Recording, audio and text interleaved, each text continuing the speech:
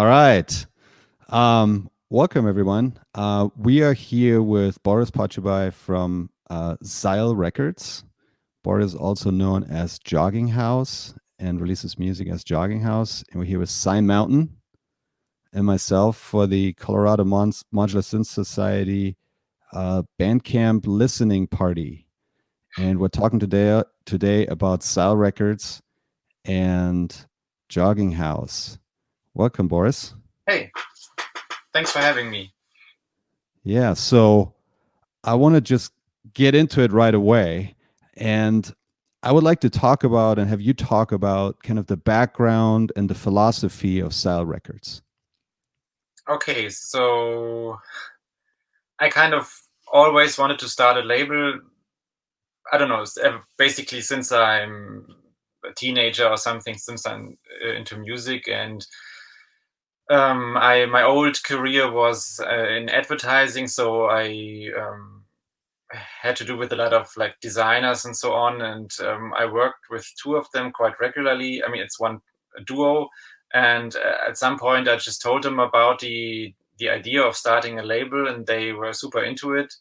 And yeah, they developed a logo and so on, and then I kind of just had to go through with it because because I couldn't let them have worked for nothing. So that's kind of why I actually started uploading music. And but the concept of Seil Records is I wanted to make an ambient-ish label, not super dogmatic about it, but like music, focus on music that goes in the softer, more chill, warm part of the electronic music spectrum. And I often electronic music is presented kind of sterile. Lots of labels use a lot of white and gray and very like computerized images and so on. It's totally cool. I have I bought many of those albums, but I thought that if I started a new label, I wanted to do something like a bit differently. And so Seil is all about optimistic ambient music. That doesn't mean everything has to be super happy, but there should be like a kind of a light at the end of the tunnel thing. The whole aesthetic should follow the same. We use colors, and we is the marketing speech because it's I, but the designers in this case use colors and mostly photographs or like real images, not too, yeah. I want to make ambient or electronic music in general, if you will, kind of give it a patina and something you can feel more than. It's not so much for the head; it's more for the heart and the soul, I guess. So this is basically what I'm trying to do, and and releasing on mostly on cassette and also some vinyl editions, and of course digital. But that's kind of a given, I guess. Yeah. What were the album the labels that inspired you before you did your label? None. That's not because I'm doing anything super new, but that's not just not that wasn't my thought process, I guess. I worked with some labels as an artist myself, and I just thought about it's what I was kind of happy with them, but still I thought I could do some things differently. And because often the artists, especially in smaller labels, don't feel super included in the like label family, if you will. It's very solitary. Every artist just sends in music, and then at some point it gets released. And depending on the label, they will do a bit or a lot of promotion, and that's it until the next year or two whenever you send in your next album. And I wanted to make it more like a circle of friends, family approach. And yeah, just some things that I felt missing in a small label. And also because I have like a marketing background, I thought I could. For me, it's maybe a bit easier to push things. For me, it's harder to kind of disconnect from the awkward part and just go through with the promotion. And because yeah, I'm pretty sure you have released music, and it's not like the most fun thing, like keeping the momentum going. You feel kind of bad about yourself almost, and yeah, and also the same problems had some smaller, or I mean with small, I mean tiny labels really. And I thought maybe I could just do that a bit differently, make everyone feel welcome. And this is how it came to be. There wasn't like much inspiration. That's not usually not how I generally work. I just wanted to do something that I thought wasn't in this form, wasn't there at the moment. That's it. That's good. That's awesome. What was your decision on the going with the tape format? Originally, I actually thought about doing digital releases, but we never did. But that was the first like idea when I thought about making a label. And I personally released on tape quite a few times before that as Jogging House. So for me, tape was like the normal thing to do when you make a physical release, kind of, because I'm not personally just not like a super huge fan of CD. With like for example, Bandcamp having high res files and so on. I don't think you need a CD, and also I don't have a CD player, so I'm just not very interested in that format. And um, of course, I'm very interested in vinyl, but it's kind of a big risk, especially if you're a new label. So basically, it's almost impossible to um, yeah recoup your investment if you're starting out and go vinyl. So tape was kind of the natural thing to do if you want something else, if you want something physical. And personally, I think tape. I mean, we're kind of the same age group, I think, and tape just makes me happy. I even if I don't listen to it, I like the I have it here just when I sit here, and it's a nice little piece of music. And I don't know, I remember good times in the childhood or early teenager years making mixtapes and so on. It's like, I think it's a fun format. And personally, and this is the same with vinyl, I like if the physical edition is different than the digital edition. So of course digital is better in the, like, if you measure the sonic range and so on, the frequencies, it's cleaner, it has more dynamic range and so on. But I like that the tape will give you a different flavor of the same thing. Kind of a CD would be the same, just in one is a format and the other is a file, but it's giving you have uncompressed files and a player that can play these. But tape is just like it's just a different version. And for some music, especially like the kind of things re-release, I don't think the high fidelity is as important as the feeling that comes across. And so tape felt like a very natural decision. And also it helps finding new artists, especially if you're new, because you're basically just telling people, hey, I have a logo and I registered a Bandcamp site, so please give me your music. And so if I can say at least, hey, and we will also make a tape edition, it gives the whole label thing a bit of credibility. And then I just followed through until today, and people start collecting them, and they want to have all the catalog numbers and so on. So yeah, kept at it.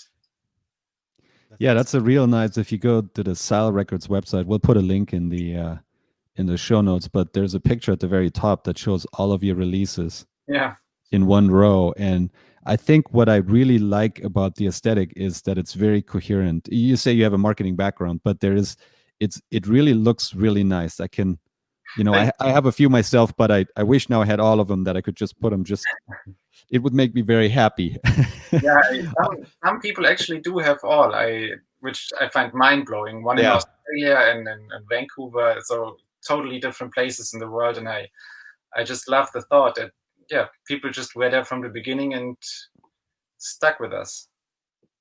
Yeah, Some, that's really cool.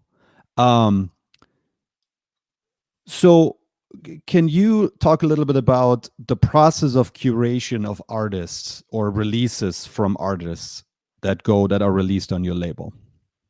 yeah, I mean, in general, I try to have a mixture of new artists and returning artists, because I'm mainly interested in creating longer lasting relations with an artist. So most of the time, if I decide to bring someone on board, it means I'm always open for their next things. Of course, styles change, and if someone goes like metal, I would not do that, but you get the idea. And in general, and this also kind of formed over time. It wasn't like this I thought process wasn't there from the very beginning, but just with getting more demos and also researching more artists, I just try to look at myself and what I find interesting, and be a bit more analytic about it. And I'm mainly interested in electronic music that has a certain handmade personal feel. I'm not very interested in things that feel, if you will, robotic, like very on grid sequenced arpeggiators, and it's totally fine if you use them. It's just not what I want to put on the label. So it's not really no disrespect to any. You can make music however you want. I really don't care. But if I am looking for releases, I want I'm mainly interested in ways in which artists can bring in their personality through electronic instruments, but I'm more interested in the human part. Like if there's a flaw, if something is not super precise, I kind of I love that. I don't want the perfect album. I want the perfect feel, and this is kind of this is what I look for, and it's really just most of the time it's a gut feeling. I listen to something, and I don't really focus on how it is made or who made it. Just if it kind of touches me, and this is usually a good sign. And I'm at least when it comes to music, a rather critical person, I guess. So yeah, it helps in that regard, I guess. So I I am able to make the decision also not to include something if I think it's good but not great. I want something that really kind of I find inspiring and yeah, emotional, and where I can build a connection to the music. Yeah. Yeah, that's I look at the roster of artists on your label, and it's very broad yet very cohesive. You have people that are well known in the modular scene, and also in the for ambient releases. You have Yeah. Heinbach, and but then other people that I wasn't familiar with, and for example, just recently Paperbark. Yeah. I know you've had a couple of releases actually that I found that are older, but that was a fantastic release, and it shows. And then also Kamaru, Yeah. Awesome. really really fantastic artist that I found somewhere else first. Like Kamaru, I got his record that he released earlier, and then I saw a release on your label, and I thought that's really interesting how the curation process happens. So do you reach out to those people? Do those people approach you? How does that work? Both, I guess. I mean, it's different with every artist. Heinbach Stefan, I've known longer than the label, and we just at some point I told him that my door is always open for his music, and he's just a friend basically, and I love his music too, so it's kind of a no-brainer for me. And I'm always excited if he sends something over, and I mean he released 3 albums now with Seil, so I'm confident in saying that he kind of feels home too at the label.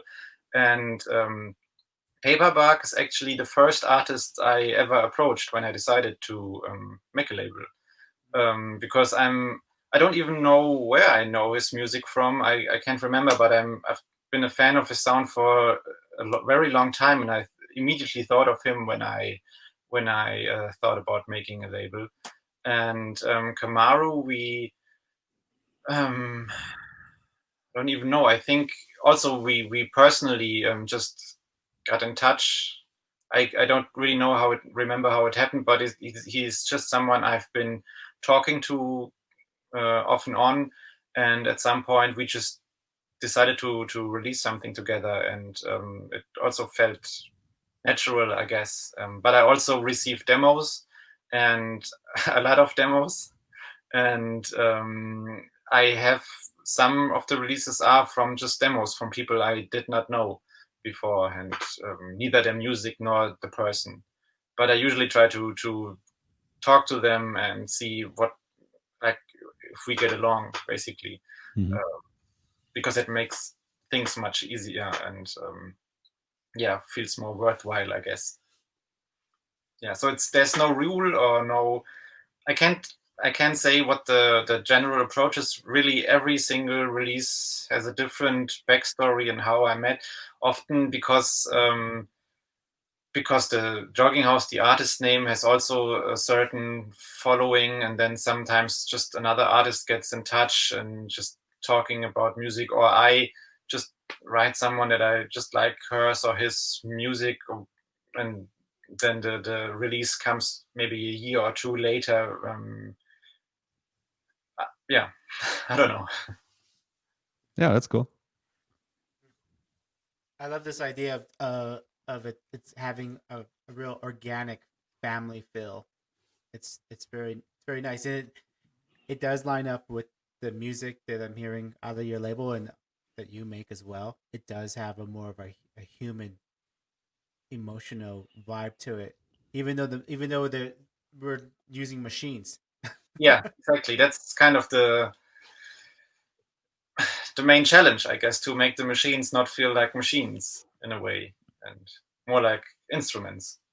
But they and that's that modular on whatever. I really don't care how someone makes music. It is just modular synths are kind of a common theme, but this isn't the approach. It's just probably I know more people in that scene than in other scenes, but generally I just want artists and also myself to find instruments that they find inspiring and can use or misuse in some cases to make them your own and their own. And yeah, I've also almost always find it interesting if you can't really hear what instrument was used. So if it's like if something sounds very typical for some instrument, it can be cool, but most of the time I find it more interesting if it surprises me in a way.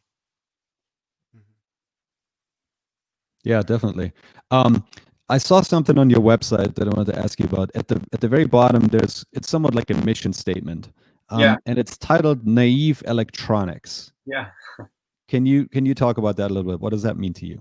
The naive, you mean, Yeah, or the whole statement? Yeah. the whole statement too, but the title, and then the whole statement. I am in some ways rather realistic, but in others rather naive too. I'm rather stubborn in I just, if I believe in something, I will basically block out the entire universe and just focus on what I think is right. And this is kind of what my personal music is about, but also the label. Um, I I realized that with the even though the label is kind of going well in its small size, it's just like a such a tiny fraction of everything. It does not matter. Our music does not matter at all in a way. In a different way, I just like the thought that it does have an impact on some people, and can, in a in a very naive sense, change the world, even by the most tiniest fraction you can imagine. And this is, yeah, I think if you believe in something, you should just keep doing it. It's the cheesy 80s movie tagline of every film ever made in that era. But I find it to be true, and I am worthy of pursuing it, I guess. So this is, for me, naive electronics is also the same. It's a naivety is something that you wouldn't usually think of when you think of machines. They aren't naive, and the idea of making or using machines to make something to dream in a way. Um, Yeah. yeah. Yeah. This is the goal. That's very nice. I really like that. Mhm. I read somewhere, I think it's either on your website or your Bandcamp page, that 10% of label earnings go to charity. Yes. Which charities do you support, and what does that mean to you? It wasn't there from the beginning. I started it in the second quarter of this year, and we so far the idea was to change every quarter, but on the second quarter we only had one release, and I donated to AfroRec the 10% of the label earnings. But I felt like it could have been more, because there was only one release in those 3 months. So we did the same for the third quarter. So at the moment there was just this one charity, and the idea was to find charities in a smaller size, so that when you donate a couple of €100 or dollars, it would still be useful to them. That was the main thought, because of course it's I think it's great to, for example, donate to Greenpeace, but there is a good chance that a couple of $100 just they get lost in the system, basically. And I mean, they still count. That's not the point. It's not saying that it doesn't count, but it's, I wanted to like, the same as the label is also like a small family friend approach. I wanted to look for charities that have the same appeal in a way. And the AfroRec, of course, is super. I guess you're familiar with them. It's Chicago-based for modular synths, for making them available for people who, or youth that wouldn't have the funds to explore these instruments. And that is, of course, very close to the label and making music available. But the idea was to either do something like this, but also environmental charities in whatever sense it be. It usually, I'm pretty sure whatever will come in the future, the charities that are selected, they still would be local to some place. It doesn't matter for me if they're in the US or Europe or maybe here in Germany, but still like small enough to realize that that they receive the payment, kind of. Yeah. So, but it's I also found out that it's not super easy to find good charities. So yeah, my girlfriend partner helps me, and we're researching things at the moment. So I can't tell you what will follow, but there will, something worthwhile will follow. Personally, I'm very interested in environmental and animal rights things, so this is most likely something in this direction will also follow. But if you if you know some good charities, or stumble upon them in the future, feel free to let me know. That's not just you two, but anyone who hears this, because it's not it's hard to, because they are small. It's not easy to find them all the time. Yeah, but this was the approach, and I thought then I could also like share their what they are doing in on the social media channels, and it would be kind of a nice thing to not just give money to someone, but maybe also yeah, shed some tiny bit of light onto what they're doing, and maybe someone else who follows the label would also donate. I don't know, but that's the idea basically. But it started in this during the Black Lives Matter movement, and then I felt kind of and I mean the whole year being so horrible, it's not the time to be selfish. I guess that was the point. But I can't say that the label started with that idea. It's just something that came to mind at some point, and yeah. Awesome. So you have had, an amazing run of record releases this year. Starting, back in January, there's I think 7 releases this year. Yeah. Yeah. So what's next? What does the future hold for Seil Records? More releases. More releases. We would have had a few more, but because of the pandemic, shipping stopped to most countries. So I paused the release schedule to not have too many orders piling up.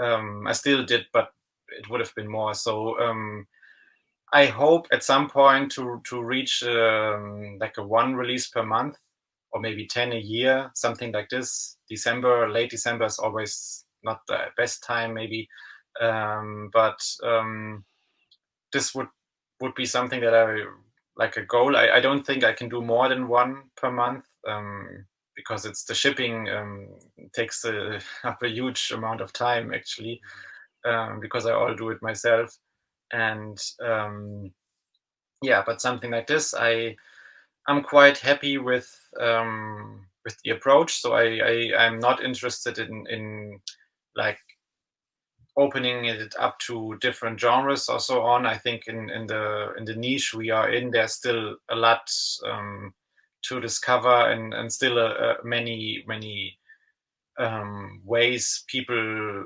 make music within that genre, I guess. So I don't think there's a point that it gets too small, at least not for the foreseeable future. So this is nothing I would change, and I will also stick to the mainly tape release thing with vinyl versions of the, like, if you will, bigger albums.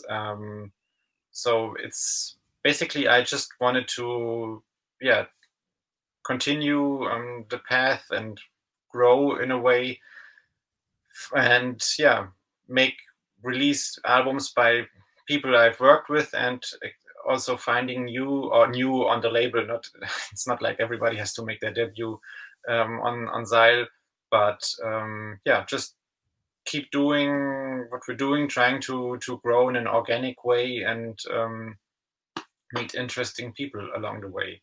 That's kind of all. Awesome. That's great.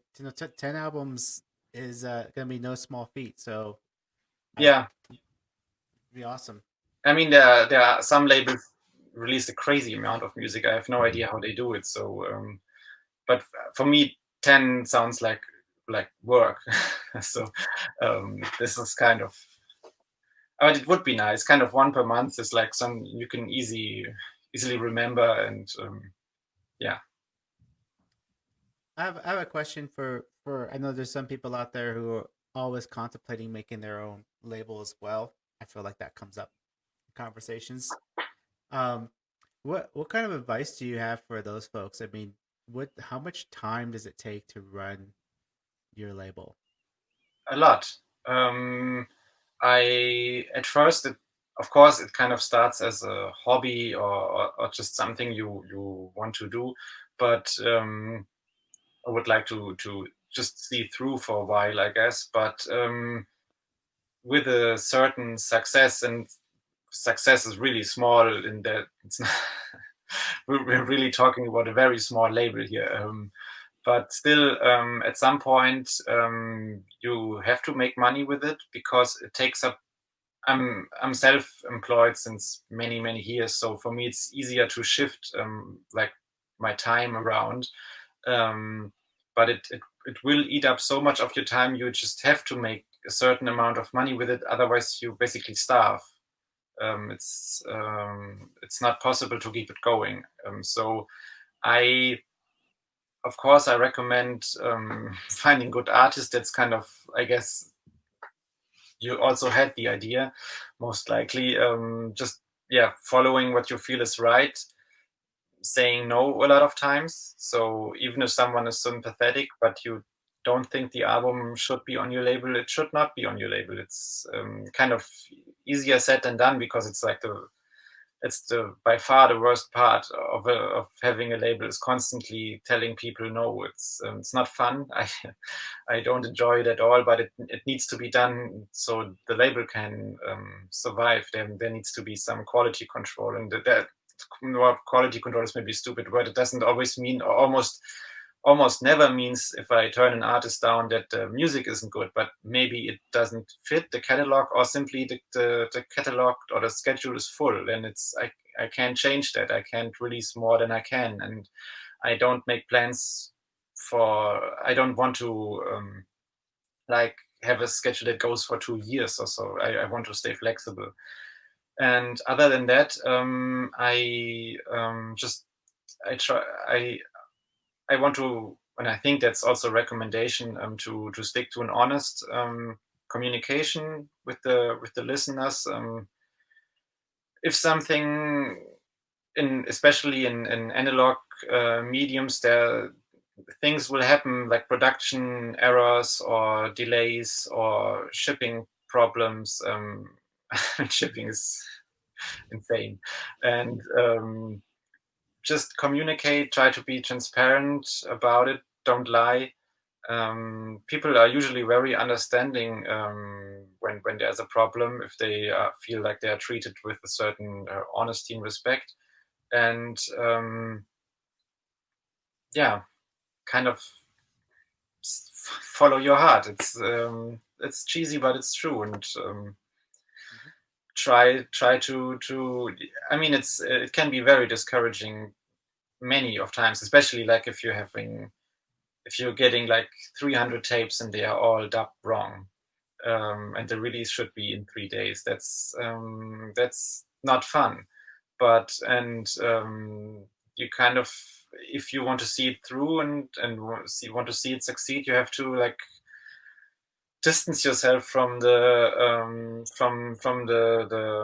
disappointment, and just think about the good things you can share when things are going well. So and hoping that the next run of tapes that you just ordered will sound better, and then you can release it. And also, one tip is, don't make pre-orders. Only sell what you have. So I did I learned it the hard way, but it's a lot easier on the mind if the tapes or vinyl or CDs or whatever you want to sell is already in your place, and you can just ship it, and you don't have to wait on others to fulfill the order. That is like a huge tip I can give. It's a good one. That's good advice. That's awesome. All right. I think, David, did you have any other questions? If not, no, that's good. No, I think that really gives us a lot of insight on the label for sure. It's really is there good. anything else that you would like to add or tell the viewers about your label before we move on to Jogging House? Buy everything, I guess. It is Bandcamp Day after all. Yes, it's Bandcamp Day. But no, I mean, we are releasing all the releases we did. All but the compilation was Name Your Price for the first 2 weeks. So I'm very interested in sharing music, and I want the music to reach as many people as possible. Of course, I like if we make a profit, and I can share that with the artists, and the artists are happy, and maybe they can buy a new instrument, or at least a new module or something from that release. That is also very nice, but I'm mainly interested in sharing music. I think there is a lot of music out there, but there's still room for good music basically all the time. And yeah, if you like the label, please stick with us. If you don't know the label, just check it out. Maybe in this year especially, it's a tough year, so it's music that will probably or has the chance to make you feel good about things or better about things. And if this is sounds like something you are interested in, give us a look. Check us out on Bandcamp. You can stream everything too, but Bandcamp really is the place. And if you're into like independent artists, labels, and music in general, just support. Even with the name your price, just 50 cents or a dollar, a euro. It goes a long way, and it's just just a nice thing to happen. Excellent. Well, thank you for joining us today. Sure. And good luck with the label. We'll be playing a lot of music from the label during the show.